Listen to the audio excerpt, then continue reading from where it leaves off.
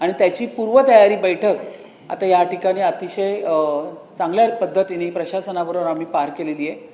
संपूर्ण माहिती जी आहे प्रशासनाच्या माध्यमातून आम्ही अवगत केली, त्याच्यामध्ये प्रमुख नाले, मेजर नाले असतील किंवा लहान मायनर नाले असतील आणि मिठी नदी यांच्यासाठी जे 2025 आणि 27 या कालावधीमध्ये गाळ काढण्यासाठी ज्या निविदा मागवण्यात आल्या होत्या, त्या पावसाळ्यापूर्वी गाळ काढण्याचे काम सुरू होण्यापूर्वी कशा पद्धतीने तुम्ही पार पडताय याची पूर्ण माहिती आम्ही आता या पूर्वतयारी मीटिंगमधून यांच्याकडनं घेतलेली आहे।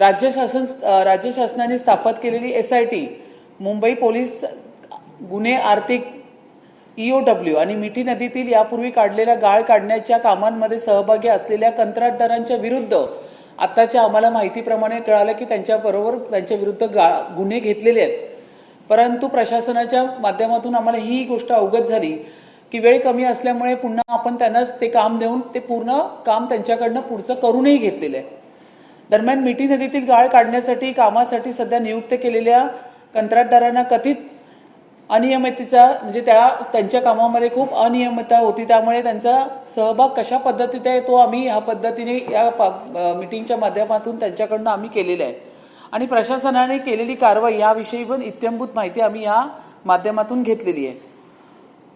तर हे सर्व करत असताना संपूर्ण म्हणजे E वॉर्ड असेल, S वॉर्ड असेल आणि के वेस्ट वॉर्ड असेल, यामध्ये असलेले काम आणि मिठी नदीतील गाळ काढण्याचं काम ह्याच्याविषयी पूर्ण माहिती या पद्धतीने घेतलेलं आहे। परंतु हे सर्व करत असताना जे कामाचे टप्पे आहेत त्याविषयी आम्ही माहिती घेतली की पावसाळ्यापूर्वीचा गाळ काढणे 80% गाळ काढणे, त्यानंतर पाऊस सुरू असताना 10% आणि पाऊस गेल्यानंतर 10% याची पूर्ण माहिती प्रशासनाकडनं घेतल्यानंतर त्या कामाच्या बाबतीतलं त्यांचं क्षेत्र आणि दिलेल्या सूचना या ठिकाणी आमचे सभागृह नेते आणि स्टँडिंग कमिटीचे चेअरमॅन श्री शिंदेजी यांनी सुद्धा त्यांना दिलेले आहेत। त्याचबरोबर ठेकेदाराला असलेली मुख्य जबाबदारी असेल, मग गाळ काढण्याची प्रक्रिया असेल किंवा त्यांना अतिरिक्त काम किंवा महत्त्वाचे काही नियम हे सुद्धा या बाबतीत सांगितलेले आहेत। तर त्या बाबतीची पुढील पूर्ण माहिती मी या माध्यमातून यांच्याकडनं आता आपल्याला मिळणारच आहे। फक्त मी त्यांना हेच सांगितलं की पावसाळ्यापूर्वी हा पूर्ण मुंबई महानगरपालिकेमधल्या लोकांना त्रास होणार नाही अशा पद्धतीचं काम आणि पूर्णत्व गाळ काढण्याची पूर्ण प्रक्रिया आहे जी त्या पद्धतीने दिलेल्या पद्धतीने पूर्ण करून घेणे ही प्रशासनाची जबाबदारी आहेच। पण हे सर्व करत असताना स्थानिक नगरसेवकांना आणि लोकांचा सहभाग घेणे पण तितकंच गरजेचं आहे। ते सर्व सांगत असताना मी त्यांना सांगितलं की पावसाळ्याच्या दरम्यान जो 10% गाळ पावसाळ्याच्या दरम्यान आपल्याला पावसाळ्यापूर्वीचा 80% गाळ काढलेले त्याचे फोटो पोर्टलवर दिसतात, पावसानंतरचे पण पावसाळ्यात दरम्यान जो 10% गाळ काढला जातो त्याचे फोटो पण तुम्ही पोर्टलवरती अपलोड केले पाहिजे, या सुद्धा सूचना आपण त्या ठिकाणी दिलेल्या आहे। आणि या नाल्याच्या बाजूला असलेले जे रोड असतील त्या रोडला डिजिटल बोर्ड, त्या बोर्डवरती सदर नाला किती लांबीचा आहे, किती रुंदीचा आहे, कुठल्या ठेकेदाराने केले ह्याची इत्थंभूत माहिती हे नाल्याच्या बाजूला असलेल्या रोडवरती डिजिटल बोर्डच्या माध्यमातून उपलब्ध केले पाहिजे। या बाबतीतली संपूर्ण माहिती आता सभागृह नेते देतीलच, परंतु मी काही सूचना त्याच्यामध्ये दिल्या होत्या, त्या म्हणजे नाला असेल, स्ट्रॉंग वॉटर ड्रेन असेल किंवा कल्वर्ट असेल त्याचा पूर्ण गाळ काढणे, आवश्यक असल्यास त्यात रॅम्प, प्लॅटफॉर्म किंवा तात्पुरते मार्ग तयार करा, पण गाळ मात्र पूर्ण काढला गेला पाहिजे। गाळ काढून झाल्यावरती नाल्याच्या काठावर किंवा रस्त्यावरती साठवणे ही प्रक्रिया तुमच्या या टेंडरमध्ये होता कामा नये।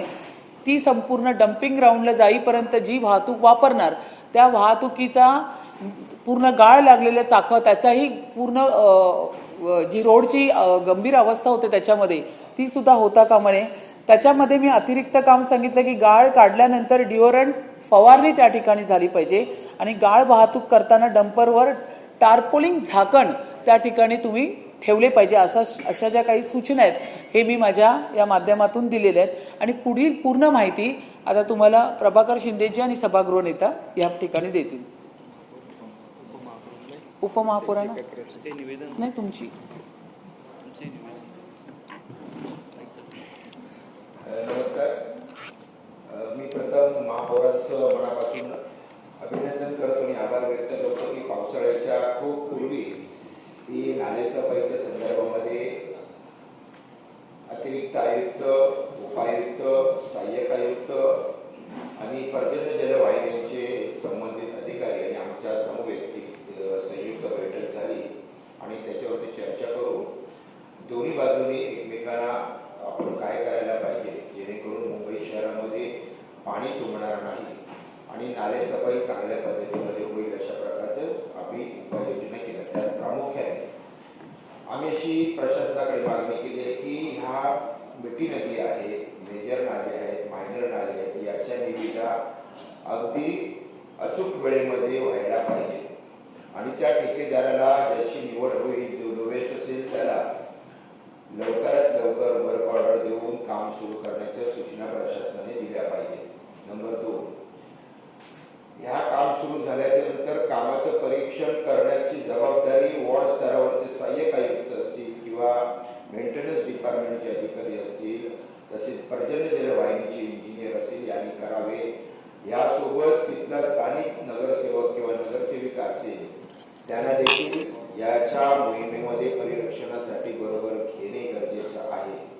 पुढे याच्यामध्ये सूचना आम्ही अशी दिलेली आहे की गेल्या अनेक वर्षाचा नगरसेवकाचा आमचा जो अनुभव आहे की ठेकेदारांनी नारळ फोडला शुभारंभ केला की त्याच्यानंतर गाळ काढला जातो आणि त्या शील्ड जो आहे ते शील्ड अनेक दिवस तिथेच ठेवले जाते. त्यामुळे नागरिकांना दुर्गंधीमुळे त्रास होतो. नागरिकांच्या तक्रारी स्थानिक नगरसेवकांकडे येत असतात. 48 तासामध्ये गाळ सुकल्याच्या नंतर ताबडतोब हा गाळ आपण घेऊन गेले पाहिजे अशा प्रकारच्या सूचना प्रशासनाला आम्ही दिलेल्या आहेत आणि त्याची अंमलबजावणी प्रशासनाने करावी अशा प्रकारची मागणी आम्ही सर्वांनी इथे केलेली आहे. आणि निश्चितपणाने आपल्याला आम्ही मुंबईकरांना आपल्या चॅनेलच्या माध्यमातून खात्री देऊ की माहितीच्या प्रशासन म्हणून आम्ही विरोधकांनाही बरोबर घेऊन एकत्रपणाने या मुंबई शहरामध्ये पावसाळ्यामध्ये पाणी तुंबणार नाही याची पूर्णपणाने आम्ही खबरदारी घेऊ. जर काही अतिरिक्त पाऊस पडला, मोठा पाऊस आला तर त्याच्यासाठी देखील प्रशासन सज्ज आहे. प्रशासनाने साचलेल्या पावसाचा पाण्याचा निचरा होण्यासाठी 72 ठिकाणी पंप लावण्याची केलेली आहे. 147 मला वाटतं आणि अधिक ठिकाणी जर आवश्यकता लागली तर देखील पंप लावून पाण्याचा आपण निचरा करण्याचा प्रयत्न मुंबई महानगरपालिका करणार आहे. धन्यवाद.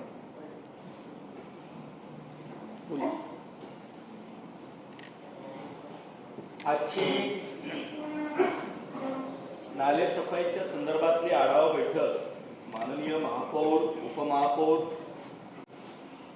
आमचे स्थायी समितीचे अध्यक्ष, शिक्षण समितीचे अध्यक्ष, सुधार समितीचे अध्यक्ष आणि आम्ही सर्व उपस्थित होतो.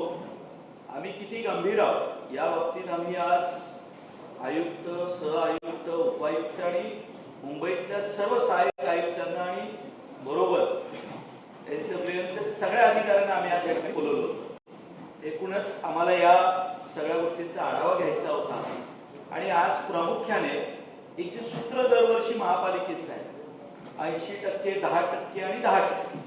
पावसाळ्यापूर्वी 80%, पावसाळ्याच्या काळात 10% आणि त्याच्यानंतर उर्वरित काळामध्ये वर्षभर 10% असं ते काही नाले सफाईचं सूत्र आहे. एक तर महापौरांच्या माध्यमातून आम्ही स्ट्रिक्टली सर्वांना या सूचना दिलेल्या आहेत की जो नंतरचा जो 10% गाळ काढण्याचा विषय या संदर्भातली काय कारवाई गेल्या वर्षभरामध्ये झालेली आहे त्याच्या संदर्भात त्यांनी आम्हाला रिपोर्ट द्यायचा आहे.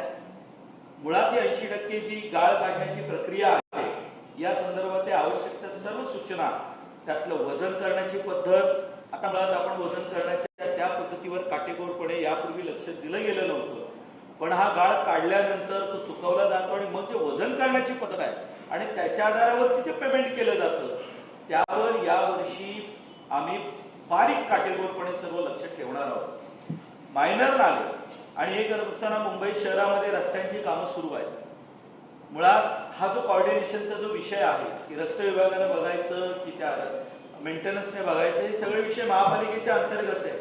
आता यानंतर मुंबई शहरामध्ये प्रत्येक रस्त्यावरती या नालेसफाईचा विषय असो किंवा बाकी विषय एक जबाबदार अधिकारी असेल महापालिकेकडे तक्रार आल्यानंतर त्याचं उत्तर कोण देणार या पावसाळ्याच्या काळामध्ये या संदर्भात महापालिका धोरण तयार करेल आणि महापौरांनी त्यांना सूचनाही दिलेल्या आहेत. सर्वसामान्य माणसाने तक्रार केल्यानंतर मग हे काम या डिपार्टमेंटचं आहे त्या डिपार्टमेंटचं आहे यापुढे महापालिकेची पद्धत चालणार नाही.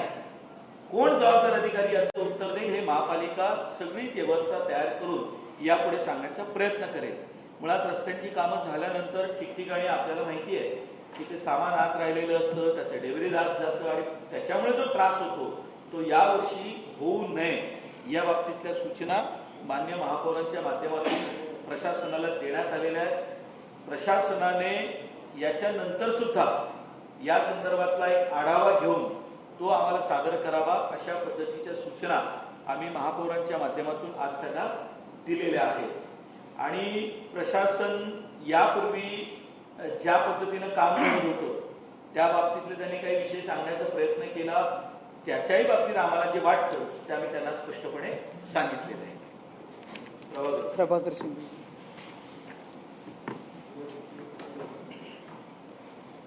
आपल्या सगळ्यांना विदित आहे की काही महिन्यापूर्वी मुंबई भारतीय जनता पक्षाचे अध्यक्ष सन्माननीय अमितजी साटम यांनी 27 शालेय वस्तूंची खरेदी ही जीएम पोर्टल बाबत व्हावी अशा प्रकारचं आग्रही पत्र हे मुंबई महानगरपालिकेच्या प्रशासनाला पाठवलं होतं.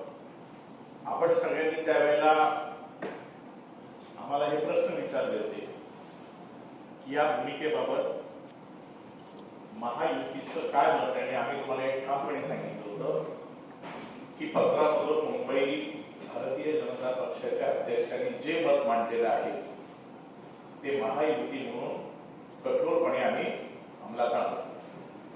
आणि आज आपल्याला मगाशीच मी माहिती दिली त्या पद्धतीने महानगरपालिकेच्या शाळांमधील 27 शालेय वस्तूंचं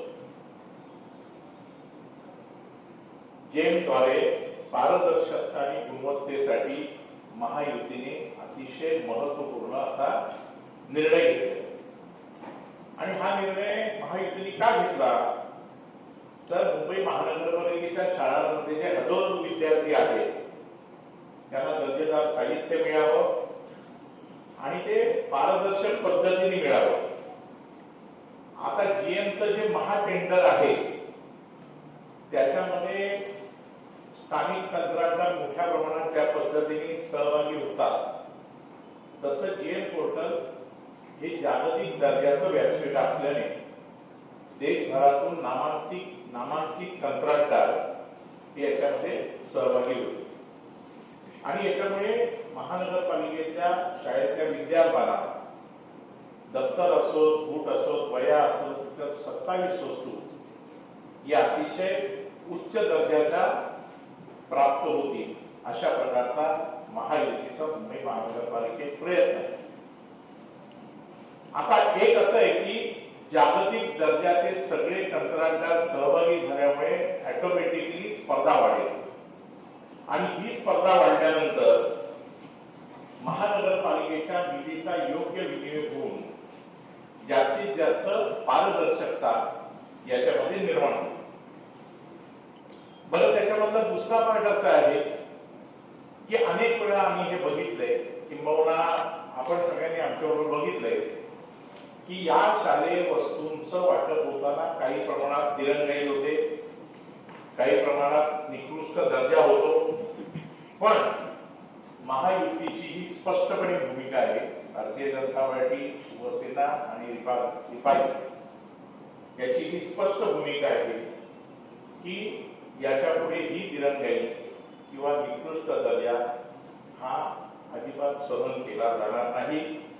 आणि सगळ्यात महत्वाचं असं आहे की या निर्णयामुळे मध्यस्थांची जी एक साखळी आहे जी वर्षानुवर्षे 27 शालेय वस्तूंच्या मध्ये आपण बघत आलेलो, तुम्ही आणि मी सगळेजण, ती साखळी तोडण्यावर आमचा भर आहे. आणि प्रारंभीच तुम्हाला स्वागत करताना असं सांगितलं की या मुंबई महानगरपालिकेतल्या सगळ्या स्तरांवर भ्रष्टाचार विरहित कारभार किंबहुना भ्रष्टाचारावर प्रहार करण्याचं धोरण हे महायुतीने या ठिकाणी अवलंबलेलं आहे आणि त्याचं पहिलं पाऊल म्हणून या निर्णयाकडे आपण सगळेजण बघतोय. महायुती केवळ सुविधा देण्यावर भर देणार नाहीये, तर या सुविधा या जागतिक दर्जाच्या असाव्यात, उत्कृष्ट दर्जाच्या असाव्यात आणि त्याचबरोबर सगळ्या शालेय विद्यार्थ्यांना त्या वेळेत मिळाव्या. जशी नालेसफाईची बैठक झाली तशीच महापौरांच्या अध्यक्षतेखाली प्रशासनाची सुद्धा बैठक झाली. त्यावेळेला सगळ्या विषयांवर चर्चा करण्यात आली आणि या वेळेला अतिशय उत्कृष्ट दर्जाचं शैक्षणिक साहित्य हे मुंबई महानगरपालिकेतल्या सगळ्या विद्यार्थ्यांना अतिशय पारदर्शक पद्धतीने विद्यार्थ्यांच्या उज्ज्वल भवितव्यासाठी वेळेवर मिळेल अशा प्रकारची काळजी याद्वारे घेण्यात आलेली आहे. धन्यवाद. कुणाला काही प्रश्न विचारायचे आहेत का? मिठी नदीचं जे तुम्ही म्हणतात कॉन्ट्रॅक्ट, तुम्हाला माहित असेल आतापर्यंत कॉन्ट्रॅक्ट एक्सटेंड करण्यात आलं आहे. कॉन्ट्रॅक्टरनी इंटरेस्ट दाखवलं नाहीये. 11 तारीख लास्ट डेट होती, तर त्या संदर्भात काय चर्चा झाली आणि समजा 17 तारखेपर्यंत कॉन्ट्रॅक्टर नाही आले तर मिठी नदीचं गाळ काढण्याची प्रक्रिया कशी होणार आहे, काय म्हणाले? या ठिकाणी ज्यावेळी आम्ही पूर्ण माहिती घेतली त्यावेळी काम पूर्ण न झाल्यामुळे त्यांच्यावरती गुन्हे सुद्धा दाखल केले गेले होते. पण त्यांच्याकडनं अशी माहिती मिळाली की कॉन्ट्रॅक्ट ज्यावेळी त्यांना कळलं, पण आपल्याकडे वेळ कमी होता, आपल्याला 2 इयर्सचे हे जे टेंडर होतं ते कंप्लीट करण्यासाठी आपल्याला पुरेसा आता नवीन कॉन्ट्रॅक्ट, मी त्याच टेंडरचं बोलते, जे कॉन्ट्रॅक्टर जे ठेकेदार ह्यासाठी साईन झाले होते. येस, पण आपल्याला त्यांच्याचकडनं काम करून घ्यावं लागलं कारण आपल्याकडे वेळ कमी होता आणि आता आपल्याला वेळेच्या आत ही नालेसफाई पण कंप्लीट करायची होती.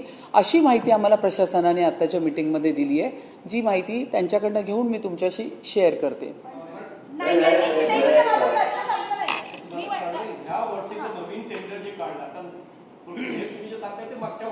हो,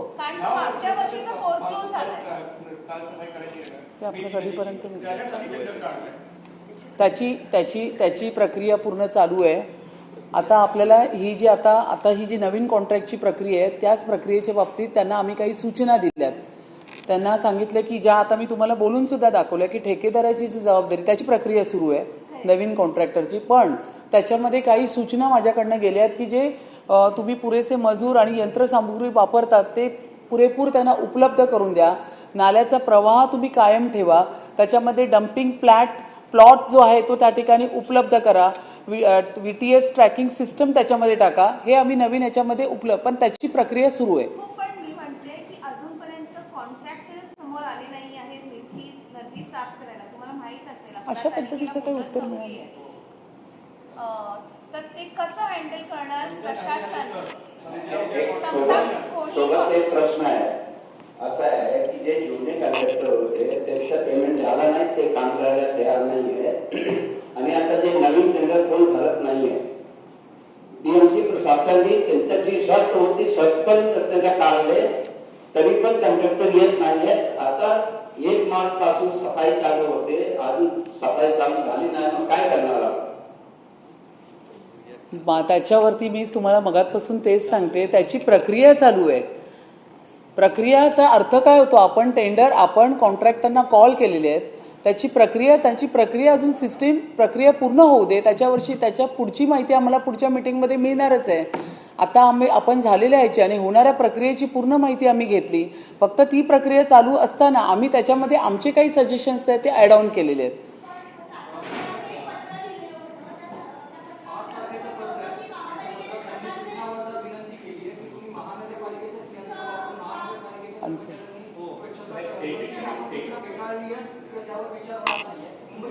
नाही, आपण प्रक्रिया सुरू केली आहे तर त्याविषयी आपण प्रक्रिया सुरू केलेली आहे. माझं ठीक आहे, चल मला तेच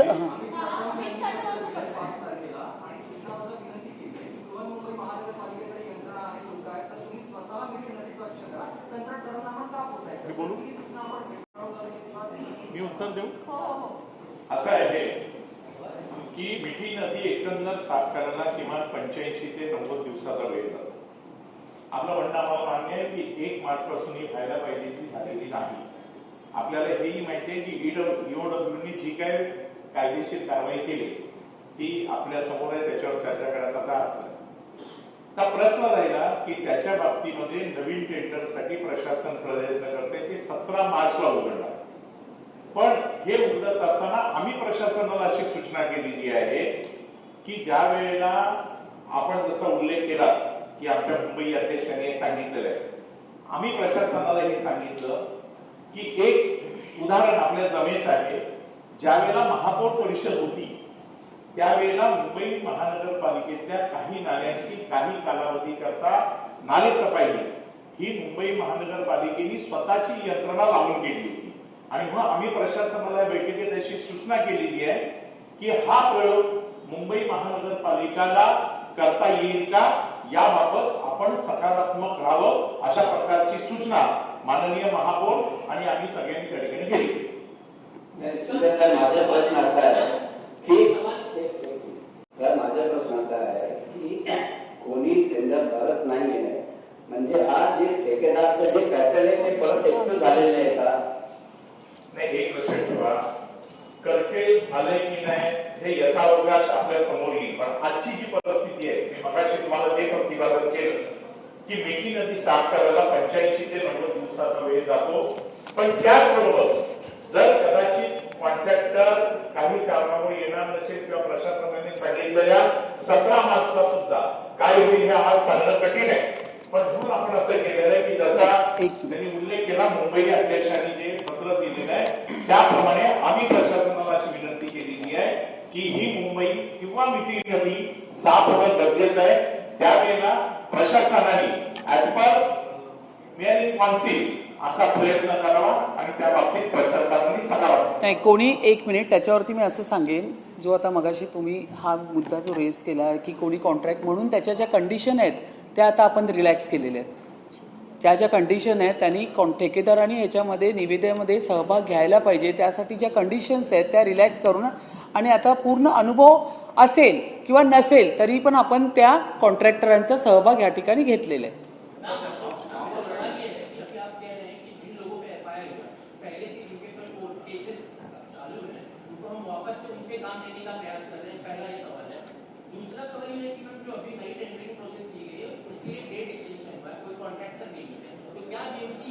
नहीं, इसके ऊपर मैं यही कहना चाहूँगी कि ये जो कंडीशन थी कि आपको एक्सपीरियंस होना चाहिए, अनुभव होना चाहिए, अभी के निविदा में पूर्व अनुभव अगर नहीं है तो भी उनको सहभाग लिया जाएगा. ये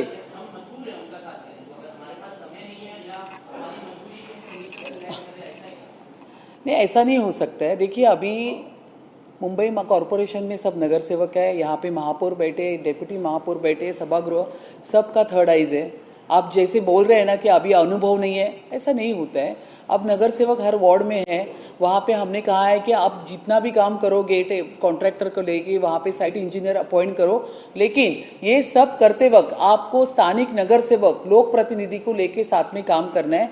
इसका मतलब यही नहीं है कि उसको पूर्व अनुभव नहीं होगा तो वो भी काम करेगा, प्रशासन भी काम करेगा और नगर सेवक भी काम करेगा.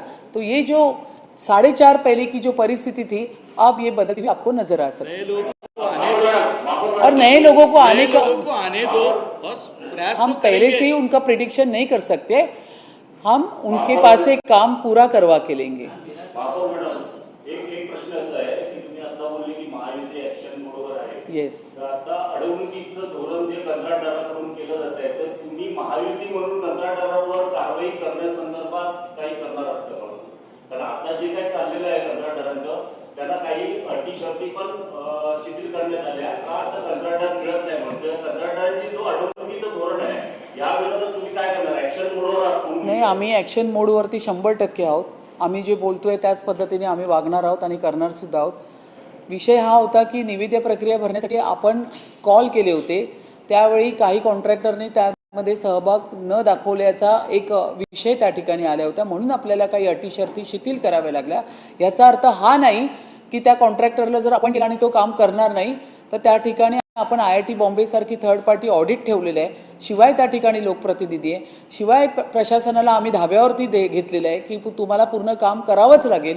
म्हणूनच या पद्धतीची पूर्वतयारी मीटिंग आपण घेऊन त्याच्यामध्ये अजून अतिरिक्त काही सजेशन्स, जसं मी या ठिकाणी सांगितले की गाळ काढण्याच्या प्रक्रियेमध्ये अजून काय चेंजेस व्हायला पाहिजे, महत्त्वाचे नियम त्याच्यामध्ये काय फॉलो केले पाहिजे, RTOच्या नियमाप्रमाणे वाहनं कशी घेतली पाहिजे, जो 48 तासामध्ये सुकलेला गाळ त्याच्यानंतर तुम्ही त्या पद्धतीचं वजन काट्यावरती त्याचं कशा पद्धतीने मोजमापन होत आहे, या सगळ्या, मग नाला असेल, स्ट्रॉंग वॉटर ड्रेन असेल, कल्वर्ट असेल, ह्याच्यातला गाळ तुम्ही कसा काढताय, गाळ काढून काठावर ठेवताय, रस्त्यावर ठेवताय, अशा सगळ्याच आम्ही सजेशन्स दिलेले आहे. तर हे सगळं करत असताना जरी आपण नवीन ठेकेदार कॉन्ट्रॅक्टर या ठिकाणी आपण कॉल केलेत, त्यांच्याकडे पूर्व अनुभव नसेल तरी त्यांच्याकडनं काम करून घेण्याची जबाबदारी ही लोकप्रतिनिधी प्रशासनाची आमची पूर्ण राहील.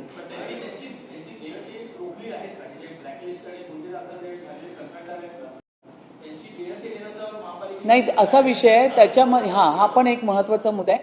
वेळेच्या आतमध्ये जर त्यांनी काम नाही केलं आणि ते काम अपूर्ण राहिले तर त्याची पूर्ण जबाबदारी कॉन्ट्रॅक्टरची स्वतःची राहील. त्याच्यामध्ये मुंबई महानगरपालिका सहभाग करणार नाही. उर्वरित असलेले संपूर्ण काम त्यांनी खर्चाने स्वतःच्या बेसवर त्यांना करावं लागेल. त्याच्यामध्ये पालिकेच्या निधीचा सहभाग नसणार. आणि जर तो त्यांनी केला नाही काम पूर्ण आणि त्याच्या पुढचंही काम केलं नाही तर त्यांना ब्लॅकलिस्ट या टर्नवरती आम्ही विषय घेतलेला आहे.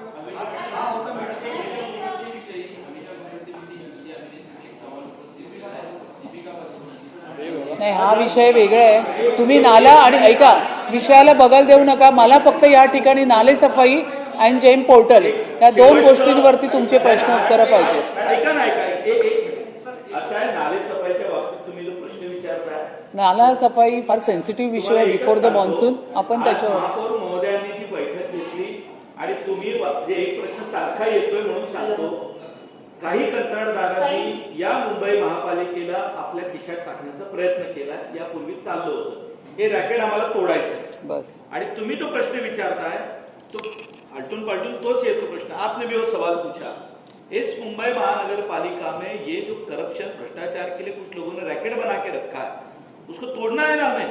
और मैं आज एक कह रहा हूं कि महापौर महोदय ने जो कहा, वैसे हम सारे महायुति के नगर सेवक आपको रास्ते पर मिलेंगे. हम सब रास्ते पर होंगे और ये कुछ लोगों को लगता है कि हम मुंबई चलाएंगे, वो नहीं हम लोग होने देंगे. म्हणूनच यांच्या कॉन्ट्रॅक्टर निविदांमध्ये काही अशा अटी असतात की त्याला 3 वर्षाचा अनुभव पाहिजे, 4 वर्षाचा, आणि कायम एखादा मक्तेदारीप्रमाणे कायम तेच ठेकेदार येत असतात ज्यांच्याकडनं आपल्याला अजिबात काम मिळत नाही, ज्याच्यामध्ये नालेसफाई होत नाही. म्हणूनच मुंबईकरांच्या हितासाठी आणि नाले पूर्णतः साफ होण्यासाठी आपण जो निकष त्याच्यामधला काढायला लावलाय तो म्हणजे अनुभव नसलेला ठेकेदार, त्यांनी सुद्धा याच्यात निविदा प्रक्रियेमध्ये भाग घ्यायला हवा, जेणेकरून हा जो प्लेस आहे हा ओपन राहील आणि सगळ्याच ठेकेदारांना त्याच्यामध्ये सहभागी घेता येईल.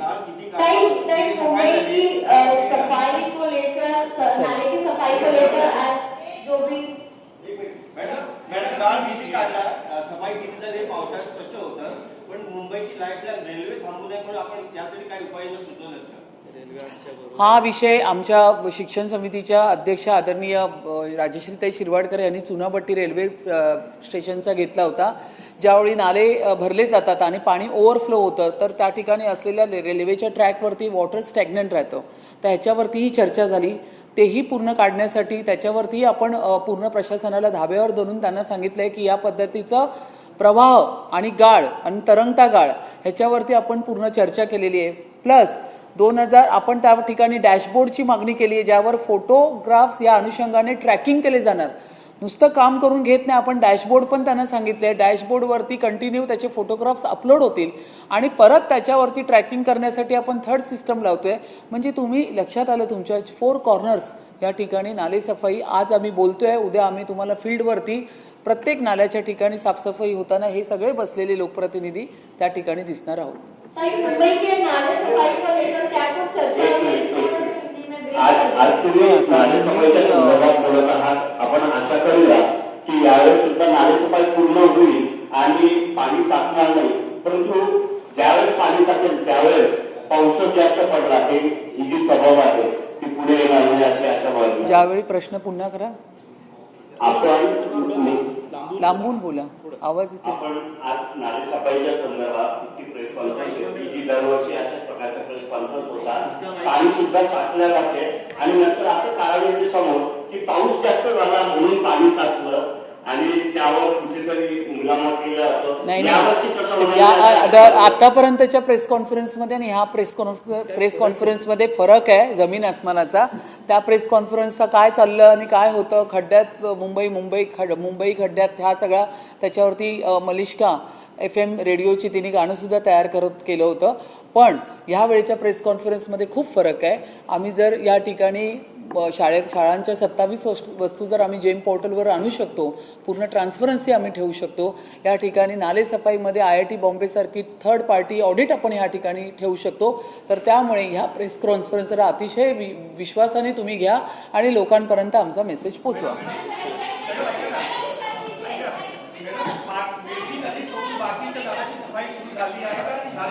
हो, आपण मी सुरुवातीलाच बोलताना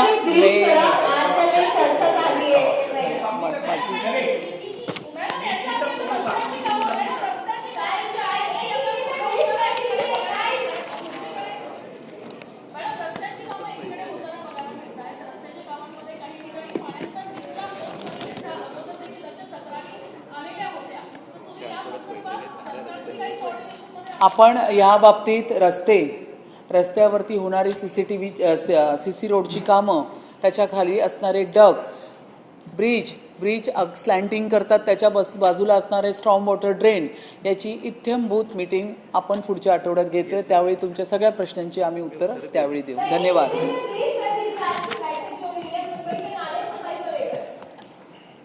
आज यहाँ पे मुंबई के प्रमुख नाले, मेजर नाले और माइनर नाले, उसके बारे में pre meeting means before monsoon Mumbai के जो नाले हैं उसके ऊपर एक संक्षिप्त रूप में चर्चा हो गई. उसमें हमारे डेप्यूटी महापौर श्री संजय गाड़ी जी, हमारे स्टैंडिंग के चेयरमैन आदरणीय प्रभाकर शिंदे जी, हमारे सभागृह नेता आदरणीय गणेश खनकर जी, हमारी शिक्षण समिति के अध्यक्ष राजेशी शिरवाडकर जी, हमारी सुधार समिति के अध्यक्षा आदरणीय संध्या जी, उसी के साथ में हमारे प्रभाग समिति के अध्यक्ष यहाँ पे अश्विनी ताई और प्रकाश दरेकर जी, और प्रशासन के एडिशनल कमिश्नर से लेके DMC और सहायक आयुक्त, उनके साथ में हमने ये विषय आज यहाँ पे लिया था.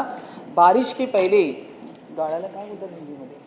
गाड़ शील्ड यहाँ पे निकालने के बारे में जो उन्होंने हमें बताया था कि बारिश के पहले 80%, बारिश में 10% और आफ्टर बारिश के बाद में 10%, इस तरह से जो विषय यहाँ पे हुआ था, काफ़ी इसके ऊपर चर्चा हो गई है.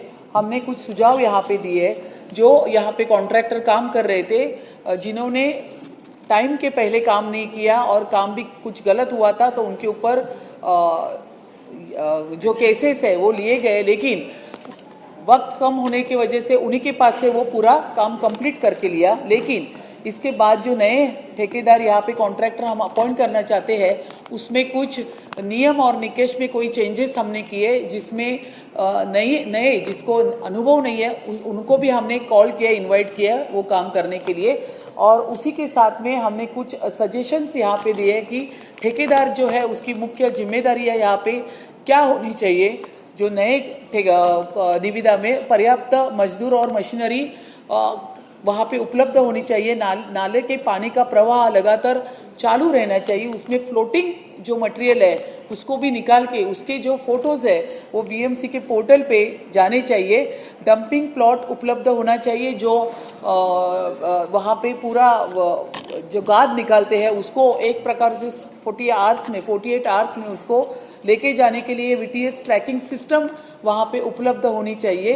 इस आवश्यक जो उपलब्धि है उसी के साथ में नाला हो, स्ट्रॉम वाटर ड्रेन हो, कलवर्ट जैसे हर प्रकार की गाद निकालने का जो प्रक्रिया है यहाँ पे पूरा होना चाहिए. आवश्यक होने पे रैंप, प्लेटफॉर्म और अस्थायी रास्ता वहाँ पे बनना चाहिए. इस तरह से जो काम है वो हमने यहाँ पे करने के लिए कहा है. और पूरा हमारा जो यहाँ पे महायुति की हमारी जो पूरी नगर सेवक है, पूरा हमारा काम यहाँ पे थर्ड आइज के जैसे इसके ऊपर रहेगा, क्योंकि 4.5 साल पहले यहाँ पे नगर सेवक नहीं था। जिस प्रकार का काम मुंबई महानगर पालिका के प्रशासन में हो रहा था अब वो नहीं होगा, क्योंकि अब यहाँ पे महायुति की सत्ता है, यहाँ पे मेयर बैठे हैं, हमारे सब नगर सेवक यहाँ पे है। उसी के साथ में हमने और एक सुझाव उनको दिया कि जहाँ पे भी वार्ड में काम होगा वहाँ के लोक प्रतिनिधि को साथ लेना आपका कर्तव्य है और आपको उनको पूरी इन्फॉर्मेशन देनी चाहिए। उसी के साथ रास्ते के बाजू में लग के अगर कोई नाला है और उस नाले का काम अगर हो रहा है तो वहाँ पे एक डिजिटल बोर्ड होना चाहिए और उस डिजिटल बोर्ड में पूरी नाले की लंबाई चौड़ाई जितनी भी है उसकी पूरी इन्फॉर्मेशन के साथ में वहाँ पे जो कॉन्ट्रैक्टर काम कर रहा है उसका पूरा इन्फॉर्मेशन जो है उस प्रकार की पूरी व्यवस्था यहाँ पे होनी चाहिए। तो एक अच्छी हेल्दी मीटिंग प्री मानसून नाली सफाई के बारे में यहाँ पे कंडक्ट हो गई है। Thank you very much. एक मिनिट उनको कौन एक प्रश्न असा होता, स्थायी समितीच्या बैठकीत प्रशासनाने माहिती दिली 5 मार्च पासून नाले सफाईच्या कामाला सुरुवात झाली, तर तुमच्या माहितीप्रमाणे किती टक्के सफाई झाली आहे थोडी माहिती द्या। 5 मार्च पासून सुरू झाली आहे नाले सफाई, तर किती टक्के झाली आहे? प्रशासनाने जी माहिती दिली ती प्रशासनाने सांगितली की अंशतः नाले सफाई ही साफ झालेली आहे। आजच्या बैठकीत त्याची पूर्ण चर्चा झाली। आम्ही हे प्रश्नही विचारले की 1 मार्च पासून ही सुरू व्हायला पाहिजे होती, ती अद्याप झालेली नाही, ती लवकरात लवकर करा। मी तुम्हाला महायुतीच्या वतीने एकच सांगतो की कंत्राटदारांनी कितीही अडवणूक केली तरी मुंबईमधले नाले साफ करण्याची जबाबदारी आमची आहे, ती आम्ही याच कंत्राटदारांकडून करून घेऊ।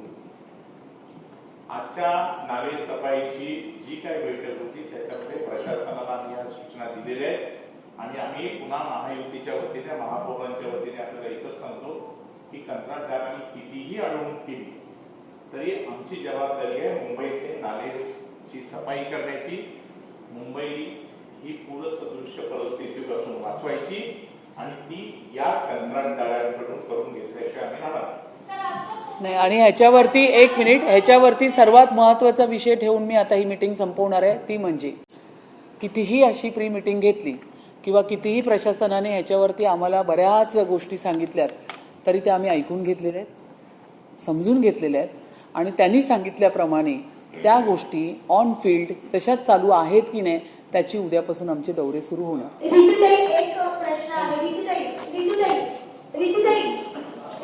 एक प्रश्न आहे की दीपिका पदुकोणने आज पीएमसीला टॅग केलंय आणि ते असं म्हणतात की मुंबईतले नागरिक जे आहेत ते आता घुमतात, इतकी हवा खराब झालेली आहे मुंबईची असं त्या म्हणतात। कशा पद्धतीने आपण याच्यावर वर्कआउट करतो? नाही, एक लक्षात घ्या, आमच्या अभिनेत्री दीपिका पदुकोणजी या तर एक सेलिब्रिटी म्हणून त्यांनी सांगितलंय, त्या सेलिब्रिटी आहे, त्यांचा सन्मान आहे, पण आम्ही फक्त दीपिका पदुकोण नाही, मुंबईच्या प्रत्येक नागरिकांचं आम्ही ऐकतोय। हा जो एअर क्वालिटी इंडेक्स आहे हा खरोखर वाढलेला आहे, हे आम्ही डिनाय करत नाही आहे आणि त्याच्यावरती काय प्रतिबंधक उपाय केले जाणार ह्याची सातत्याने आम्ही चर्चा करतोय, मीटिंग घेतोय, अधिकाऱ्यांबरोबर बोलतोय।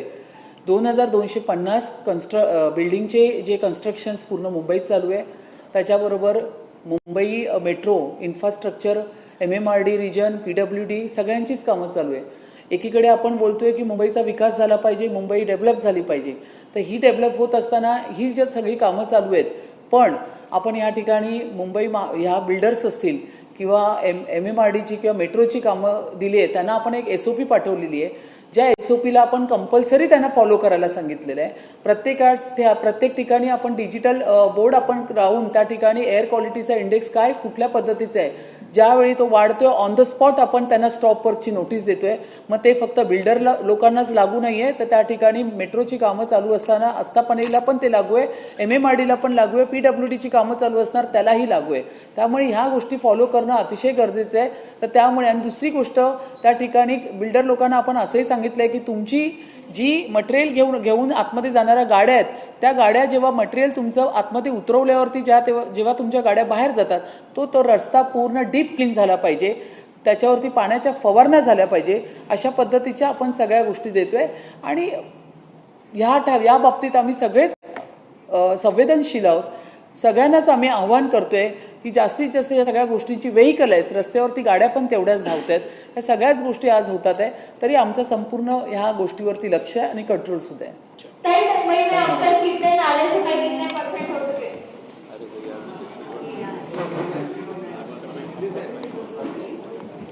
तुमच्या सगळ्यांचे आभार आल्याबद्दल.